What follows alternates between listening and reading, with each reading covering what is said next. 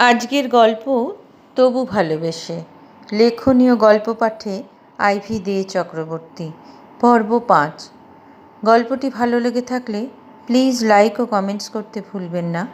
চ্যানেলটি সাবস্ক্রাইব করে আরও ভালো ভালো গল্প লেখায় উৎসাহ দিন। রাতে বিছানায় শুয়ে শুয়ে দিশারির দেওয়া ফোন নম্বর লেখা কাগজটা হাতে নিয়ে নাড়াচাড়া করতে থাকে অনর্ঘ।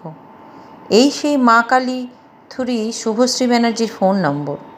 কিন্তু এই ফোন নম্বরটা নিয়ে সে করবেটা কি? সে যে আদৌ কোনো দিন নিজে থেকে সেই রক্ষেকালীকে ফোন করবে না, এটা তো পরিষ্কার। মনে মনে গত 3 মাসের ঘটনা নিয়ে নাড়াচাড়া করতে থাকে অনর্ঘ। এই মেয়েটির জন্য কম হ্যাপা পোহাতে হয়নি তো তাকে। এমনকি পিসিমা এই ঘটনা জানার পর নিজের বাইকটা পর্যন্ত রেখে আসতে হয়েছে তাকে দেশের বাড়িতে। পিসিমার কথায় কলকাতার লোকেদের সঙ্গে পেরে ওঠা অনর্ঘর মতো শান্তশিষ্ট গোবেচারা ছেলের কম্য নয়। একবার যখন গণপিটুনি খাওয়ার হাত থেকে রেহাই পেয়েছে, তখন বাইক নিয়ে ঘোরার আর দরকার নেই সেখানে। বাসে ট্রামে করে যাওয়াটাই তার পক্ষে ভালো। আর পিসিমার কথা অমান্য করার সাহস তার নেই। অবশ্য প্রথম প্রথম একটু অসুবিধা হলেও এখন অভ্যেস হয়ে গেছে। কিন্তু সেদিন কথা বলতে বলতে ক্যান্টিনের মধ্যে মেয়েটি আচমকা কেন যে কেঁদে ফেলল, এটা তার কাছে একটা বড় রহস্য। মেয়েদের মনস্তত্ত্ব বোঝা বড় বড় মুনি ঋষির কম্য নয়, আর সে তো কোন ছাড়। তবে রেগে মেগে সে কথাগুলো সেদিন শুভশ্রী বলেছিল, তার মধ্যে একটা কথা একেবারে ধ্রুব সত্যি, যে সে সত্যি ইচ্ছে করেই এই 3 মাস ধরে মেয়েটিকে এড়িয়ে চলছিল। সেদিনে সে আচমকা চর খাওয়া ও তার পরের যে উদ্ভূত পরিস্থিতি, সে কথা মনে রেখেই সে আর দ্বিতীয়বার এই রক্ষেকালীর মুখোমুখি হতে চায়নি। তার জন্য অবশ্য অনেক ক্যালকুলেশন করে চলতে হয়েছে তাকে, অনেক পরিশ্রম করতে হয়েছে। জিওগ্রাফি মাস্টার্সের টাইম টেবিল অনুযায়ী নিজের খাবার টাইম, তার করিডোরের থাকার টাইম সবটাই ঠিক করে নিতে হয়েছে। তবে সে মেয়ে যে এই 3 মাস ধরে তার কাছে ক্ষমা চাওয়ার জন্য তাকে খুঁজে বেড়াচ্ছে, এ কথা কে জানত? ক্ষমা শব্দটা যে এই রণচণ্ডীর অভিধানে আছে বলেও তো তার মনে হয়নি এ যাবৎ। তবে সেই দিন যখন খাওয়া শেষ করে মুখ তুলে আচমকা শুভশ্রী আর তার বন্ধুকে তার টেবিলের সামনে দাঁড়িয়ে থাকতে দেখেছিল, রীতিমতো পিলে চমকে গেছিল তার। সেই মুহূর্তে তার কি করণীয় তা সে ভেবেই পাচ্ছিল না। তুলনামূলকভাবে তার বন্ধুটি অনেক শান্তশিষ্ট। সে তার বন্ধুকে কন্ট্রোল করার চেষ্টাও করে সেরকম পরিস্থিতিতে। যদিও এই রক্ষেকালী একবার খেপলে তাকে শান্ত করা যে শিবেরও অসাধ্য, সেটা এই কদিনে সে হাড়ে হাড়ে টের পেয়েছে। তবু দিশারির ইশারায় আবার চেয়ারে বসে পড়েছিল সে। তারপর ক্যান্টিনের মধ্যে আবার এক প্রস্থ ঝড় বয়ে গেছিল। ভাগ্যিস তারা 3 জন আর ফটিকদা ছাড়া আর কেউ সেই সময় ক্যান্টিনে ছিল না। তবে কী যে সেই মেয়ে বলতে চায় তাকে, অনেক কথার তোরে এটুকু সে বুঝেছে যে সে ক্ষমা চাওয়ার জন্য নাকি সে তাকে 3 মাস ধরে খুঁজে চলেছে, আর সে নাকি মেধার অহংকারে তাকে পাত্তা দেয়নি। আচ্ছা, এটা যদি তার ক্ষমা চাওয়ার ধরন হয়ে থাকে, তাহলে সত্যিকারের রাগ হলে সে কী করে? অবশ্য তার সত্যিকারের রাগের পরিচয় যে সে পায়নি তা তো নয়। তার সাথে মুখোমুখি হবার প্রথম দিনেই সে নমুনাও সে বিলক্ষণ দেখতে পেয়েছিল। এখন প্রশ্ন হলো, ক্যান্টিনে সেদিন যখন শুভশ্রী তার কাছে ক্ষমা চাইতে এসে তার কথার তোরে সব ভাসিয়ে নিয়ে যাচ্ছিল, সেদিনও তো অনর্ঘ কোনো প্রতিবাদ করেনি, বা বলা ভালো সে কোনো কথা বলার সুযোগই পায়নি। তাও যে তার কোন আচরণের জন্য সে মেয়ে আচমকা কেঁদে ফেলল, সে রহস্যের কুলকিনারা আজও খুঁজে পায়নি সে। তবে সেদিনের পর থেকে সেও শুভশ্রীর হালচাল সম্পর্কে আরও সচেতন থাকার চেষ্টা করেছে। কিন্তু কোথায় কি, সে মেয়ে তো সেদিনের পর থেকে পরপর 3 দিন অ্যাবসেন্ট।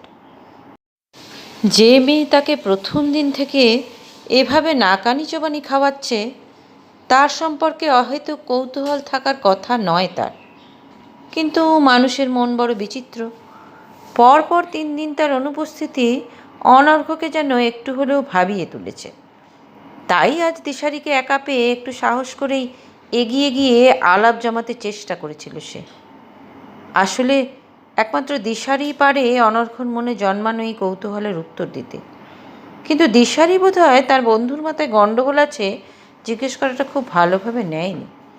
কোনো এক অজ্ঞাত কারণে আজ যেন দিশারি তাকে এড়িয়ে এড়িয়েই চলতে চাইছিল। তার সাথে সেভাবে কথাও সে বলতে চাইছিল না। অনর্ঘ অবশ্যই এর কারণ বুঝতে পারেনি, কারণ যা কিছু হয়েছে তার সাথে সেটা তার আর শুভশ্রীর মধ্যে। দিশারির সাথে তো প্রথম দিন থেকেই তার সেভাবে কথাও হয়নি। তাও কেন যে দিশারি তাকে এড়িয়ে গেল তা অনর্ঘর ক্ষুদ্র বুদ্ধিতে কুলোচ্ছে না। অনর্ঘকে এড়িয়ে যাবার জন্যই সে সরাসরি শুভশ্রীর ফোন নাম্বারটা লিখে তার হাতে ধরিয়ে দিয়ে হনহন করে হাঁটা দিয়েছিল।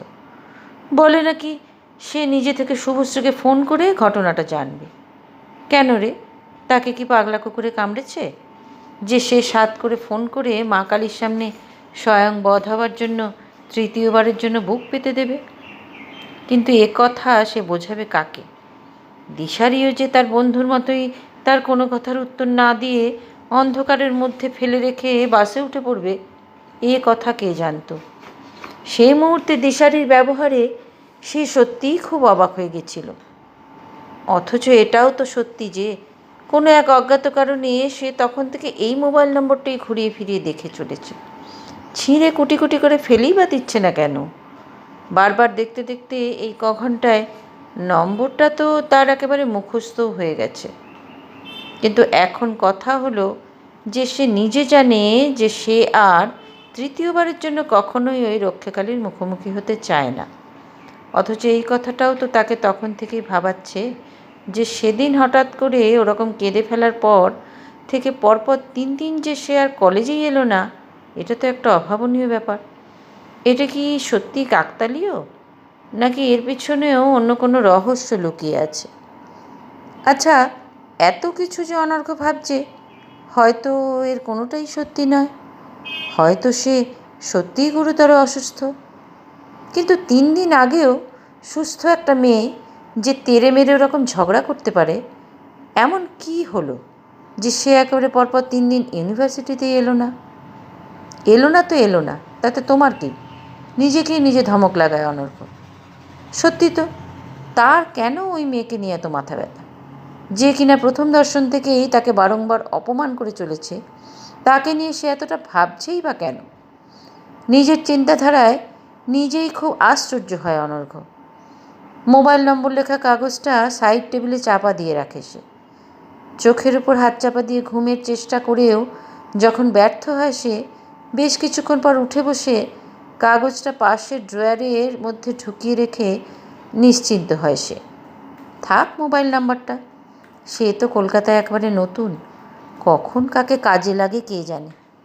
নিজের কার্যকারণের একটা যুৎসই ব্যাখ্যা খুঁজে পেয়ে নিশ্চিন্ত হয় অনর্ঘ।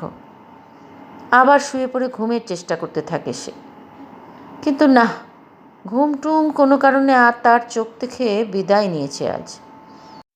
সে গ্রামের ছেলে, সকাল সকাল খেয়ে 9টার মধ্যেই ঘুমিয়ে পড়া অভ্যেস তার। ভোর ভোর উঠে পড়াশুনো করাটাই তার চিরদিনের অভ্যেস। কিন্তু আজ তো ঘুম তার চোখের ত্রিসীমানাতেও ঘেঁষছে না। কোনো কারণ ছাড়াই সে ভাবতে না চাইলেও সেদিনের শুভশ্রীর কান্নামাখা মুখটা যেন তার চোখের সামনে ভেসে উঠতে থাকে শুধু বারে বারে। এ তো মহা জ্বালা হলো। ধুত্তর বলে বিছানায় উঠে বসে সে। ঘড়ির দিকে তাকিয়ে দেখে ঘড়ির কাঁটা 9:30 পেরিয়ে গেছে। কলকাতার এই কাঁকুরগাছি এলাকায় রাত 9:30 মানে তো সন্ধে। শুভশ্রী নিশ্চয়ই এত তাড়াতাড়ি ঘুমিয়ে পড়েনি। নিজের মনের সঙ্গে বোঝাপড়া সেরে নিয়ে করবে না করেও ফোনটা শেষ পর্যন্ত করেই ফেলে অনর্ঘ। ওপাশে রিং হচ্ছে। রিংয়ের শব্দের সঙ্গে পাল্লা দিয়ে বাড়তে থাকে অনর্ঘর হৃদস্পন্দন। হার্টবিট যেন একেবারে লাফিয়ে লাফিয়ে চলছে তার। তৃতীয়বারের জন্য অপমানিত হওয়ার প্রস্তুতি নিয়ে মনে মনে বলতে থাকে সে, ফোনটা তোলো শুভশ্রী, ফোনটা একবার তোলো। ফোনের ওপারে একঘেয়ে সুরে রিং বাজতেই থাকে। এই গল্পের আগের সব পর্বের লিঙ্ক নিচে ডেসক্রিপশন বক্সে দেওয়া আছে। গল্পটি ভালো লেগে থাকলে অবশ্যই লাইক ও কমেন্টস করতে ভুলবেন না। চ্যানেলটি সাবস্ক্রাইব করে পাশে থাকুন প্লিজ।